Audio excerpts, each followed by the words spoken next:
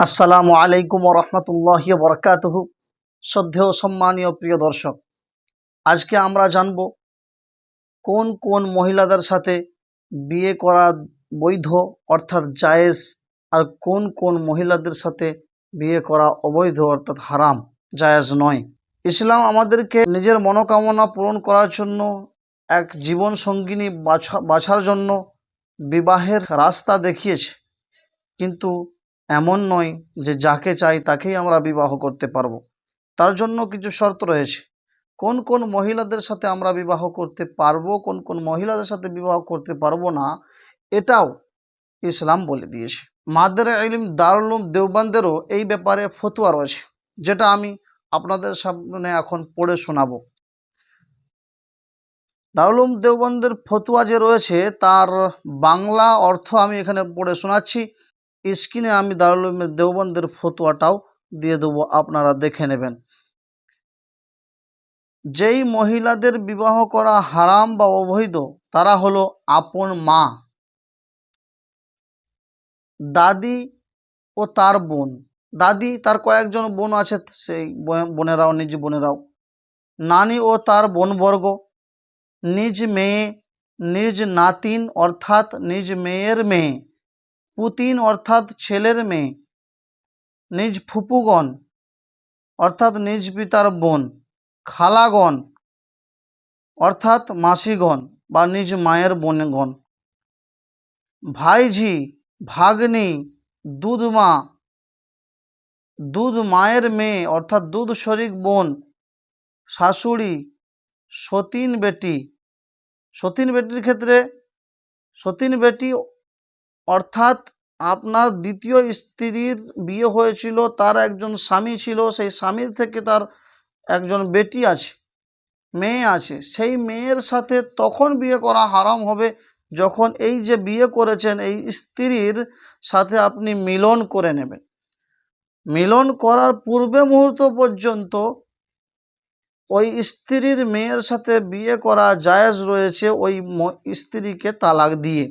ছেলের স্ত্রী, নাতির স্ত্রী, পোতার স্ত্রী, পিতার মা ছাড়া অন্য স্ত্রী এবং দুইজন বোনকে একসাথে বিবাহ করা, অর্থাৎ দুইজন বোনকে আপনি বিবাহ করলেন বা একজনকে বিয়ে করেছিলেন তারপরে আবার একজনকে বিয়ে করলেন, তো একজন তালাক হয়ে যাবে, একজন বাকি থাকবে। দুইজনকে একসাথে বিবাহ করা, বিবাহ তাদের সাথে সম্পর্ক রাখা, এ পুরোপুরি হারাম।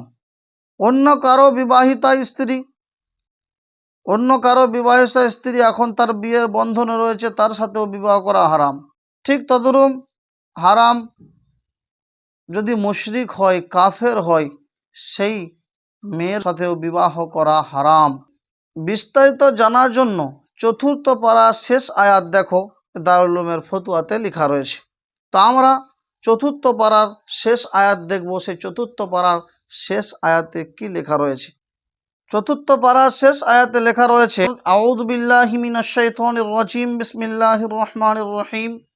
হুররিমাত আলাইকুম উম্মাহাতুকুম ওয়া বানাতুকুম ওয়া আখওয়াতুকুম ওয়া আম্মাতুকুম ওয়া খালাতুকুম ওয়া বানাতুল আখি ওয়া বানাতুল উখতি ওয়া উম্মাহাতুকুম আল্লাতী আরদানাকুম ওয়া আখওয়াতুকুম মিনার রাযাআহ ওয়া উম্মাহাতু নিসাইকুম ওয়া রাবাইবুকুম আল্লাতী ফি হুজুরিকুম মিন নিসাইকুম আল্লাতী দাখালতুম বিহিন্না ফাইন লাম তাকুনু দাখালতুম বিহিন্না ফালা জুনাহা আলাইকুম ওয়া হালাইলু আবনাইকুম আল্লাযীনা মিন আসলাবিকুম ওয়া আন তাজমাউ বাইনাল উখতাইনি ইল্লা মা ক্বাদ সালাফা ইন্নাল্লাহা কানা গফুরুর রহিমা।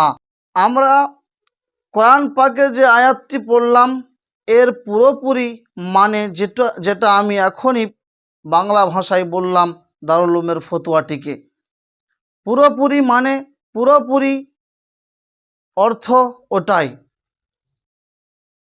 সুতরাং বোঝা গেল কোন কোন স্ত্রীদের সাথে, কোন কোন নারীদের সাথে বিবাহ করা আমাদের জন্য হারাম, অবৈধ। এর বিপরীত অন্য কোনো নারীকে আপনি বিবাহ করতে পারেন। আমাদের সমাজে যে একটা প্রচলন আছে নিজ চাচাতো বোনকে বিবাহ করা চলবে না, দূর সম্পর্কে চাচি হয় বিবাহ করা চলবে না, অমুক খালাতো বোন হয়, গ্রামের কাকু হয়, গ্রামের চাচি হয়, গ্রামের বোন হয়, বিবাহ করা চলবে না, ভুল। বরং এই যে মহিলাদের বর্ণনা করা হলো এইগুলো ছাড়া যেই ধরনেরই মহিলা হোক তার সাথে বিবাহ করা চলবে। আল্লাহ পাক আমাদেরকে এই আয়াতের প্রতি আমল করার তৌফিক দান করুক, আমিন। ভিডিওটি ভালো লাগলে অপরের কাছে শেয়ার করে তাকেও জানার সুযোগ করে দিন। দেখা হবে পরে আবার অন্য কোনো এক টপিক নিয়ে অন্য কোনো ভিডিওতে। ততক্ষণ পর্যন্ত আসসালামু আলাইকুম ওয়া রাহমাতুল্লাহি ওয়া বারাকাতুহু।